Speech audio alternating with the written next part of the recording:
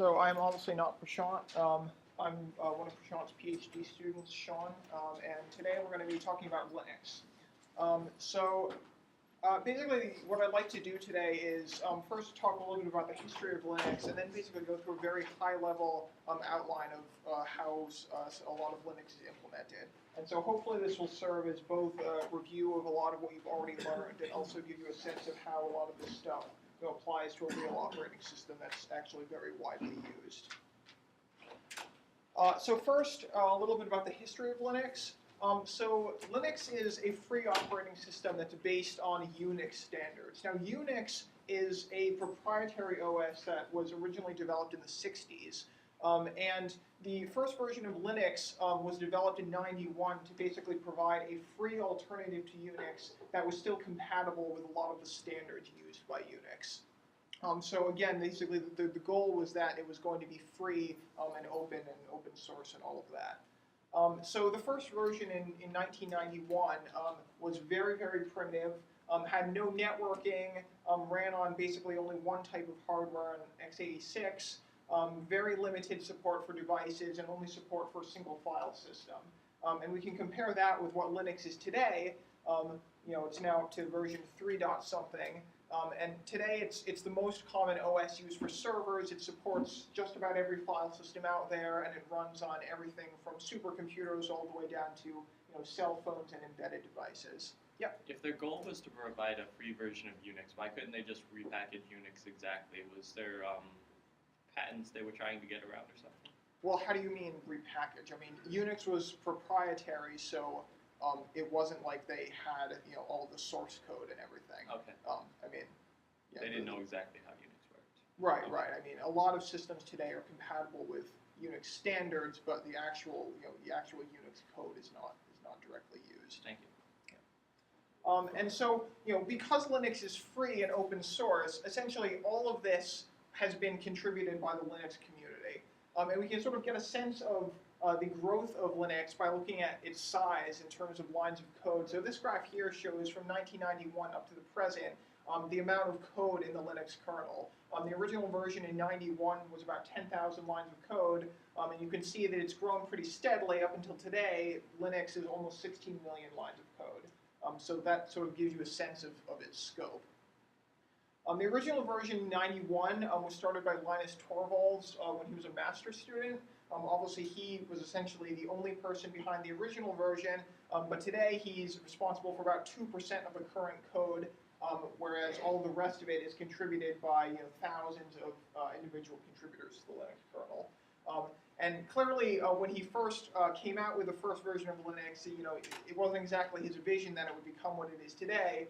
There's this nice message that he released with the first version, saying it's not portable. It'll probably never support anything other than this, one type of hard disk, because that's all he had.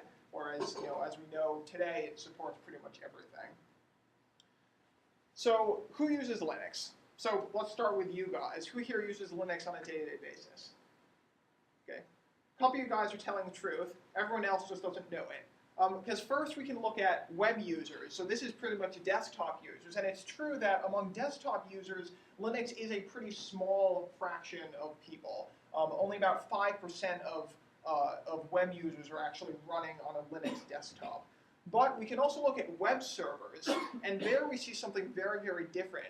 About 4 in 5 web servers is running on Linux. So chances are, most of or certainly many of the big name websites you use every day are actually running on Linux machines.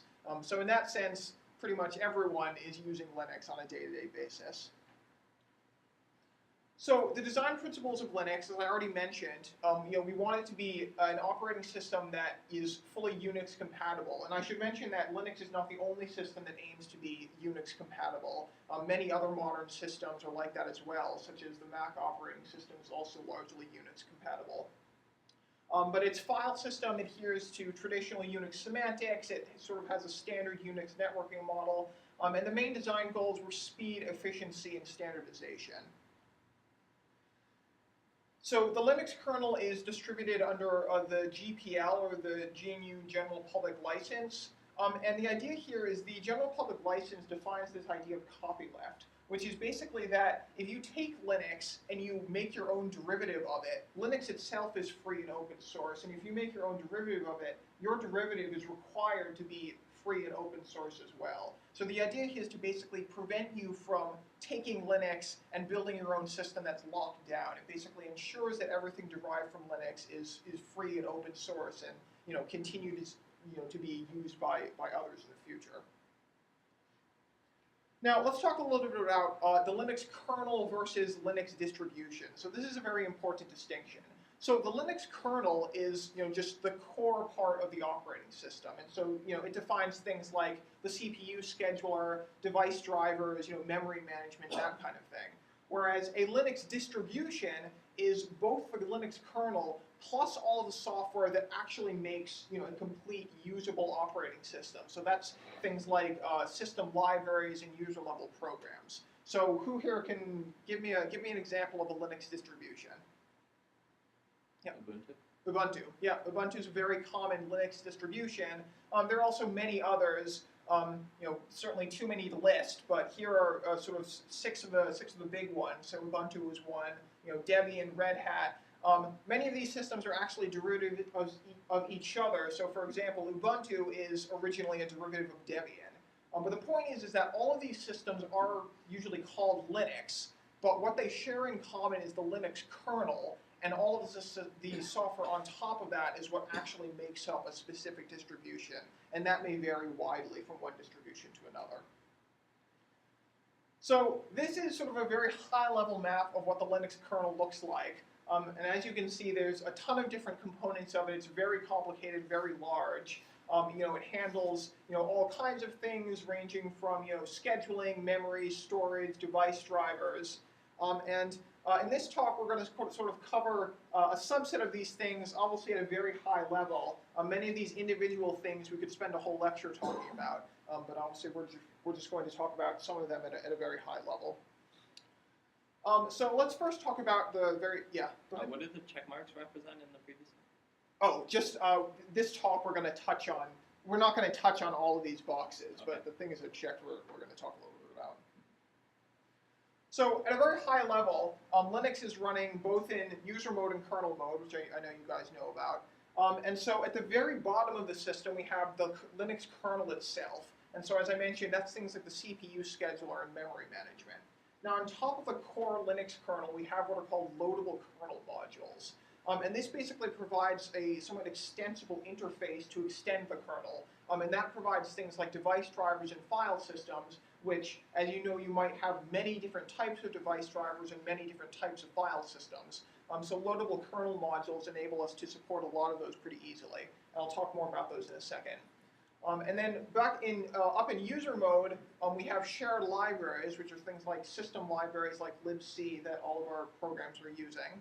And then at the top level, we have user processes that people directly interact with, which would be anything from a web browser to a database server or anything like that. Now, as you know, we're separating user and kernel mode, both to provide some protection and also abstraction. The OS functionality itself is both contained in the core Linux kernel and the optional kernel modules. So the kernel itself includes all code, sort of the minimum amount of code that's actually necessary to get the system running. And the Linux kernel is a monolithic kernel. And so I'm sure you're all familiar with the term. So what are some of the benefits of using a monolithic kernel? Yep. Fewer context switches. Yeah. So when you're using a monolithic kernel, you tend to be faster. There's less overhead because you're all sort of contained in one block of code. There's also some other benefits, such as monolithic kernels tend to be smaller, more compact.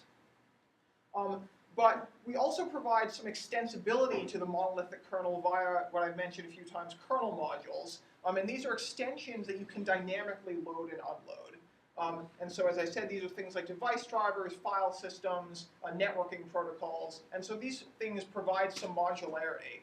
And what might be the benefit of sort of moving some of the functionality of the system out into these kernel modules? Any ideas? Yeah. Load the modules you need. Right, exactly. Right, there might be a whole lot of functionality that someone might need but other people might not need.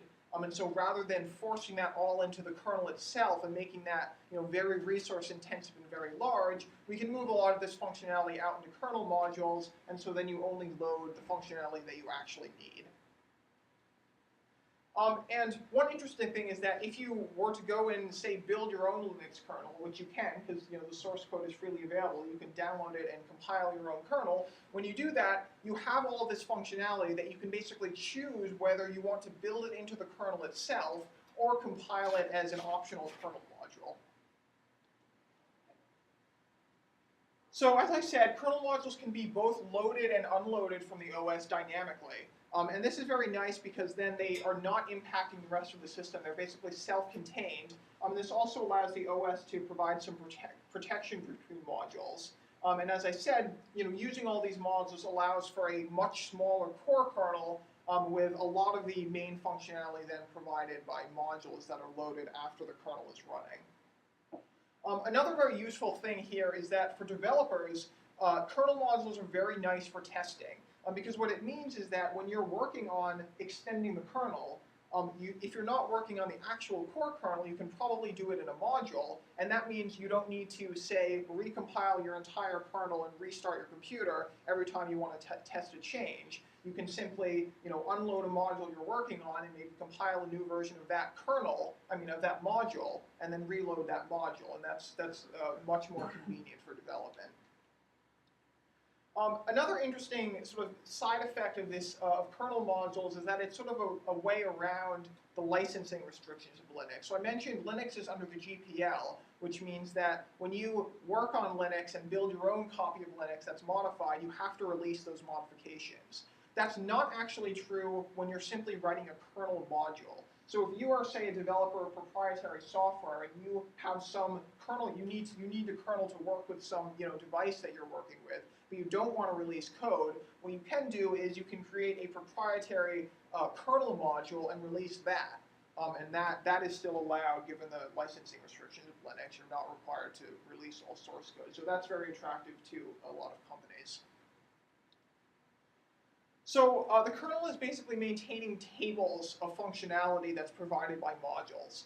So this is things like device drivers, file systems, network protocols, and binary formats that the system has to know what to do with. So we may have many different types of all these things, and the kernel is basically maintaining a lookup table of how to deal with all of these based on specific modules. But as I said, we can't implement everything via a module. The kernel itself sort of has to be self-sufficient and get to a state where we can actually start loading all of those modules. When you actually load a module, you're adding it to one of these tables so that it can advertise whatever it's adding to the rest of the system. And typically, when you load a kernel module, it advertises some system calls. And so that is a way that applications can actually interact with your kernel module through whatever system calls you've defined. The kernel is responsible for handling things like conflicts between multiple kernel modules if they, say, try to access the same devices, or if, say, a user program tries to use something provided by a kernel module that's not loaded. The system needs to go look up that module and load it on the fly, or if the module cannot be loaded or whatnot, the kernel needs to be able to handle that situation as well. So that's pretty much all I want to talk about kernel modules. Next, let's talk a little bit about process management. So processes in Linux are created using a couple of primitives, primarily fork, clone, and exec. I think you're familiar with at least some of these. So fork is basically the system call you use to create a new process, and it basically just takes the current process and creates a duplicate in a separate address space. So there's nothing shared between the old process and the new forked process. Clone is a little bit different in that we're starting a new thread rather than a process. Now, actually, in Linux, threads and processes are basically the same thing, with the exception that a process is sharing the address space of its parent process, whereas, a thread is sharing the address space of its parent, but a separate process is not and has its own new address space. And then exec is what we call to actually start a new program, within whatever context was created by either fork or clone. And often you don't directly interact with these primitives. You're typically using some library such as pthreads that abstracts a lot of these details away for you. Now, for each process, Linux has to maintain a bunch of information. And roughly, we can break down that information into three parts. We have identity information, the process environment, and the process context. So we'll talk a little about what each of those three things are. So the process identity is basically general information about the process and who owns it. So a process is identified by a process ID or PID, and that uniquely identifies every process running on the system. Initially, the very first process that starts up, which on Linux is called the init process, is going to have a PID of 1. And that process ID is then going to start spawning other processes, which will then do the same, and then in a real running system, you'll have many, many processes running. So we can do things, using a process ID, using something like a PS command, we can actually, see the process ID of specific processes. And we can do things like, at the command line, if we run the command kill and then some PID, that tells the operating system to, terminate a specific process. And process identity information is also going to include things like credential information, who started a process, who has access rights to the process, and other kinds of permissions info. Now, the process environment is basically static data that you can customize for each process. So one good example of what a part of the process environment is command line arguments. So whenever you start a program from the command line, such as in this example, if we run the head program, here we're passing it 3 different arguments. That's an example of the process environment. That's static information that's passed to a given process, and that's going to be different for every process that's started.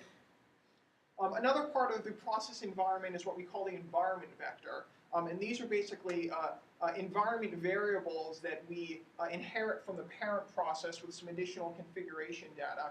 So these would be things like the current directory in which the process is operating and that sort of thing. So basically the process environment is a very simple way to pass data to processes without having to configure this kind of information on a system-wide or user-wide level.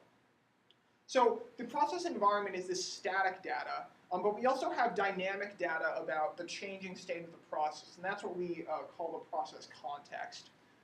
So this is things like scheduling context. The kernel is obviously taking all these processes and scheduling them. So we have information about whether a process is suspended or running and that sort of thing. We have information about the resources being used by each process. So that includes things like what are all the files opened by a process. We need to know that sort of information. For example, if we have a process and it quits unexpectedly, the kernel needs to know what resources it was using so that it can free up all of those resources. Other things like signal handler tables, which basically say how a given process should respond to certain signals, which are things like when you type Control-C, all you're basically doing is sending a signal to a process to do something. And also things like information about the virtual memory of the process. So next, let's talk a little bit about process scheduling. So the Linux kernel has to allocate CPU time both to user-level processes as well as to things that are happening in the kernel itself. So these would be things like device driver requests, which might be operating inside loadable kernel modules. And in scheduling, as we know, we want to provide both high performance, particularly for interactive tasks, but we also want to provide fairness so that individual processes always get a chance to run. So Linux uses a preemptive scheduler, like most modern systems out there. Now, one question that's important to consider is what happens if the kernel is running and some other part of the kernel tries to preempt it? Now, this is potentially a problem because the kernel might not sort of leave itself in a safe state. So early versions of Linux, the way they dealt with this was all kernel code could not be preempted. Now, this is nice and convenient and simple for the developers, but what's the potential downside of doing this? What might be the downside if kernel code cannot be preempted? Yeah. Potential for deadlock, or at least for things to just run out of time and starve. Yes, I mean, starvation is basically the big thing. So suppose you make a system call, and for whatever reason that system call is taking a very long time to complete. If your kernel code cannot be preempted, then something like a long system call is basically going to hang your system. That's obviously very bad. So more recent versions of the Linux kernel use locks and interrupts to basically define critical sections within the kernel So the kernel can disable preemption for periods of time, but for the most part, it is still preemptible, which means we don't have this specific problem of kernel code being very, having it very possible that kernel code will hang the system. So the actual CPU scheduler used in the Linux kernel has changed a couple of times. A scheduler that is really no longer used, but used to be the main one, was called the order 1 scheduler. And this was basically in the style of multi-level feedback queues, or MLF queues, which I know you've studied. And so, again, the idea here is that for processes that use up the full time slice allotted to them, we want those to have lower priorities than processes that can execute very quickly and be done with the CPU. The reason it's called an order 1 scheduler was because all scheduling operations happen in constant time. So the benefit of that is that even if you have a system with a ton of running processes and a ton of things competing for time on the CPU, if you're guaranteed constant time scheduling operations, you're not going to bog down the system too much, even if you have a whole lot of things to schedule. Now, more recent versions of the kernel have switched to what's called a completely fair scheduler. So the problem with the order 1 scheduler was that it was kind of, it had a lot of sort of heuristic hacks to make it more fair, but for the most part was not very precise about fairness. The completely fair scheduler basically aims to address that, has much finer granularity, and the result has better fairness. Now, it's not guaranteed to have constant time scheduling operations. Instead of sort of static run queues, which are sort of just like arrays where we have tasks that are waiting to run, the completely fair scheduler uses red-black trees. And these are basically a variant of binary trees where it's a binary tree that is guaranteed to be somewhat balanced. And so, by balanced, I mean roughly the same number of nodes on the left side or right side. And that's what we're storing things that are waiting to run in. And the benefit of doing this is that even though it's not constant, you can basically guarantee that you're only going to take, generally logarithmic time to actually schedule tasks. So it's not constant time, but it's still certainly good enough. And as I said, it's definitely much more fair than the order 1 scheduler. Now let's talk a little bit about memory management in Linux. Linux uses segmented demand paging, terms that you all have studied yet. So the virtual memory system is tracking the address space both as sets of regions, which are segments with page tables, and then page tables are tracking individual pages. And then we're also using demand paging to actually bring pages of memory in and out from disk. So we can, when there's too much memory pressure, we can swap pages out to the disk and then bring them back into memory when necessary. And Linux uses a modified version of the clock algorithm, which, if you recall, the clock algorithm is basically where if you envision a clock with a hand going around the clock, every time you need to select a new page to evict, you're going to go around the clock and look for a page that has not been recently used, and as soon as you find one, you're going to take that page and swap it out. So it's not exactly the clock algorithm, but that's basically the basic idea used in Linux.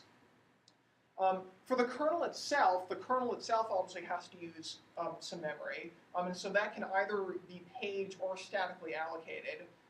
Now, typically, one issue is that in order to ensure high performance, we don't want the kernel itself, doing a lot of memory management operations, because that can really bog things down.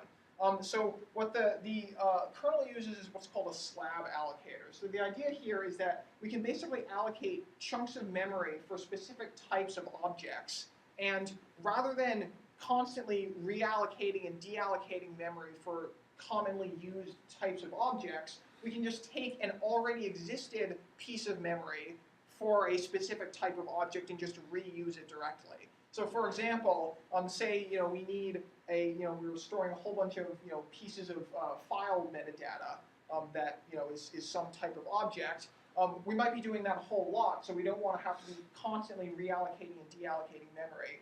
So the slab allocator is basically just giving you these big pre-allocated pieces of memory that the kernel can reuse. And that saves a lot of time and also prevents excessive fragmentation. Caches, we all know, are very important for good performance, and the Linux kernel uses caches extensively, in particular to improve I/O performance. we have basically two types of caches. We have the buffer cache and the page cache. Now the difference between these is kind of subtle. So the buffer cache is basically storing data from block devices, which are usually things such as disk drives or CD-ROM readers or those kind of things. And basically, the page cache is caching entire pieces of I/O data. So that might be entire files are cached by the page cache, while the buffer cache is basically caching raw blocks of data you're reading. So that's sort of the distinction, is that the page cache is sort of logical pieces of data, such as a complete file, while the buffer cache is caching raw pieces of data you're reading. Now, there's clearly cases where, if you're reading from a file, it might be the case that it's sort of both in the page cache and the buffer cache. So in practice, the two caches have been unified in recent kernel versions. But basically, the point is that when you do something like read from a file in Linux, when you do that the first time, it's obviously going to read it from disk. But when you say try to read it a second time, you're just going to hit the cache, and it's going to be much faster and not actually touch the disk at all. So caches are effectively significantly improving the speed of I/O operations, at the expense of higher RAM usage. So Linux is automatically resizing, the buffer and page caches based on how much free memory you have. So if you have a lot of free memory, you'll have a lot more stuff in the cache, and so you'll see greater speed increases in I/O operations from doing that. Next, let's talk about, we're going to talk about file systems a little bit. So Linux provides what's called the virtual file system, and this is basically a standardized interface for any specific file system. So the three main types of objects that the system is maintaining are files, inodes, and file system objects. So files are basically what we all know as a file, which is basically just a group of related data that we sort of conceptually think of as this block of data is some specific file. An inode is basically file metadata, and basically that uniquely identifies a specific file. And so that will be things like permissions for a file, the size of a file, and some unique identifying number that identifies the specific file to the system. And then we have file system objects which identify a specific type of a file system that knows how to work with files. So the benefit of this abstraction is that the OS basically doesn't need to know exactly how the file system is implemented. That's just all abstracted away by the VFS or virtual file system. So to give sort of a simple example of what this might be, if you have a system and you have all these directories, these directories might have entirely different VFS mappings. So for example, you might have a directory on your system /bin, which might be a normal file system such as an ext3, which is a common type of file system used in Linux. You might have a separate directory /boot, which might be a different read-only disk partition. And then you might have something like your home directory, which might be mounted on a network server, as it is in UMass. You have a network-mounted home directory, and so that's sitting on a NFS, a network-mounted file system. So from the perspective of the OS, we have the VFS layer that is handling all of these calls to files that might be going to entirely different file systems and be doing entirely different things. But programs don't need to worry about any of those abstractions because everything is done through the VFS layer. And so then, as I said, each file system implements its own functionality for how to deal with all of these objects. And as I said, different types of file systems can be, sort of provided by various kernel modules. So ext2 and ext3 are the most common file systems used in Linux. Sort of the fourth generation is ext4, and that's gaining in adoption. But Linux supports, as I said, a huge number of different file systems. To actually look up where file data is located, Linux uses multi-level indices, which I know you've studied. And so Linux provides up to 3 levels of indirection. So if we have some index block with pointing to specific blocks of file data, and then some of those index blocks are pointing to actually other indices, and so on and so forth, up to a couple levels of indirection. And so that provides, that allows both for very large files as well as good performance on smaller files. Linux typically uses small, roughly 1 kilobyte blocks on disk, and of course, in order to maintain good performance, we want those blocks to be very close to each other, so the allocator attempts to do that. So finally, I want to talk a little bit about interprocess communication. One important question to ask is, how can we transfer data from one process to another very easily? Now, the easiest way to do this is in Linux is sort of a very common concept used in Linux, which is what we call a pipe. And so a pipe is basically a simple communication channel that allows one process to talk to another. And so using a pipe, you're basically piping data from one process directly into another. So we can look at a simple example of that, say here. Say if we're running this command, what this is doing is we're reading the first 10 lines of a file, and then we have this pipe symbol, and then we have some other program we're running. In this case, we're searching for some string. So what this is doing is it's connecting these two processes in Linux. It's saying, I'm going to run this process and pipe all of the output into this other process. And so Linux is basically setting up this pipe and then managing the communication from one process to another.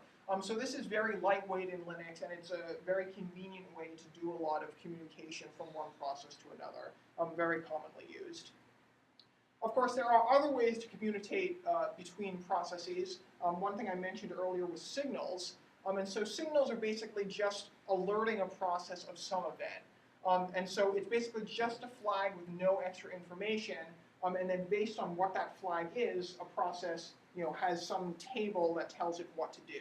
And so probably the signal that most of you are familiar with is when you type Control-C, all that's doing is sending a specific signal to a process, and the default behavior of that is your process quits.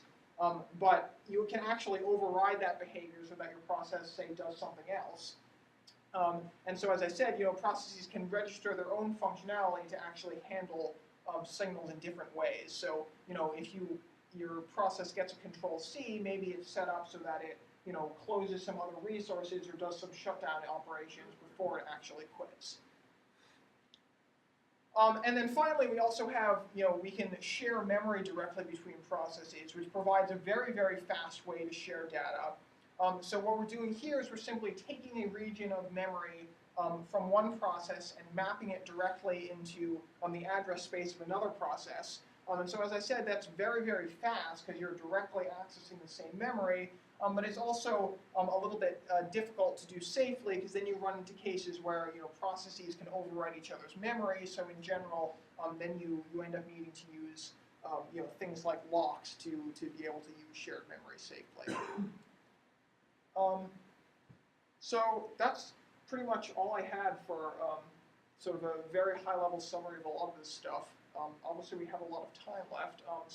One thing we can do is I can take any people's questions. Another thing we can spend a few minutes is just poking around our Linux system, and I can actually show you some of the things I've talked about, such as kernel modules running on a real system. So, any questions? Yeah. You said Linux uses least frequently used algorithm to decide which pages to evict. Can you describe how that works?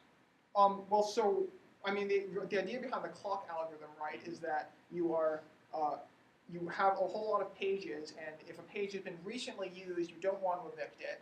But if a page has not been recently used, you do want to evict it. So, the basic clock algorithm sort of provides that, where, Yeah. Know the least recently used in the clock stuff. Right. So. You said at least frequently used. Basically, if a page is not frequently used, then the effect of sort of caching is going to be much less on it. That's kind of what the clock algorithm is doing. The part that confused me was like if, say, a page was used, say, 3,000, 4,000 times very often early in the program, and then it ran for a while and never used it since then, would it be held on to for that reason? I don't know that specific level of detail. I think that over time, if it's used very frequently initially, you're obviously not going to evict it, and then if you stop using it, ultimately it will get evicted. I don't know the exact mechanism by which Linux decides, at what point a page is considered, not frequently used. But yeah. Anything else? Okay. Yeah, so let's just informally look at an example of a few of these things on a real system. Turn on mirroring.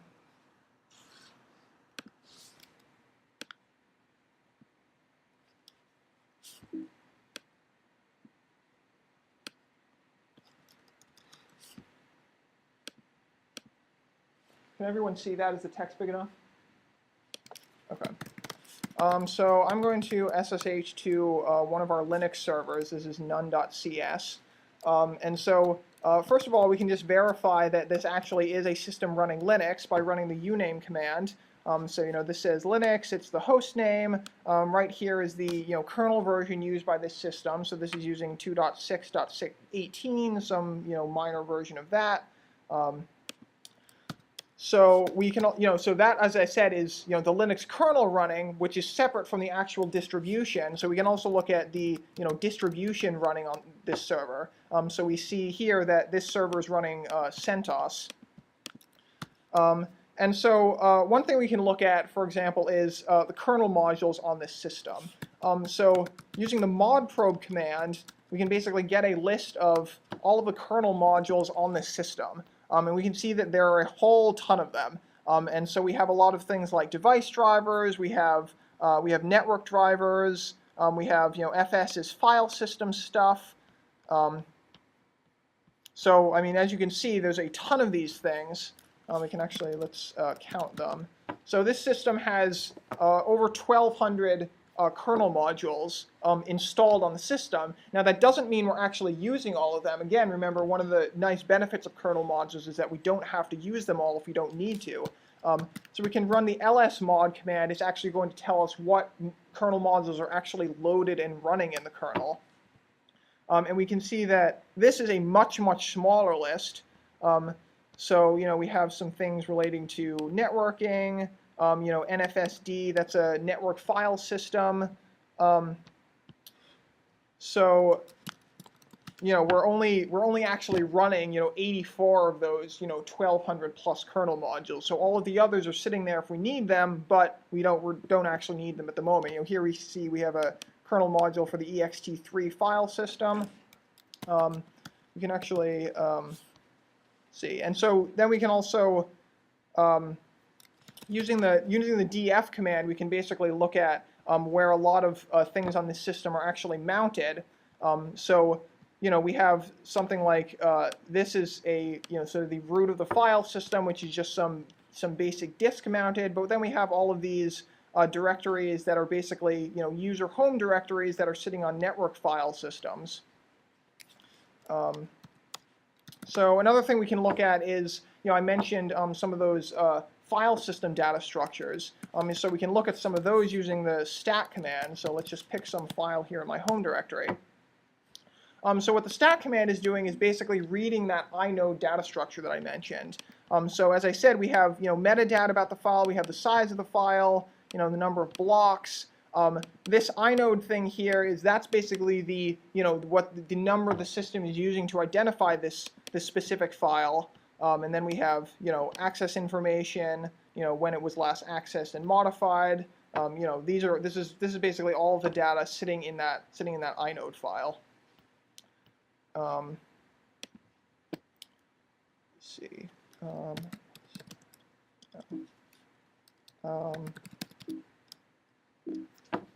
Yeah, so any other stuff that people are interested in seeing? That was pretty much all that I had that I definitely wanted to show you guys. Yeah. So I guess I can answer any questions if you guys have that, but otherwise that's pretty much it for the day.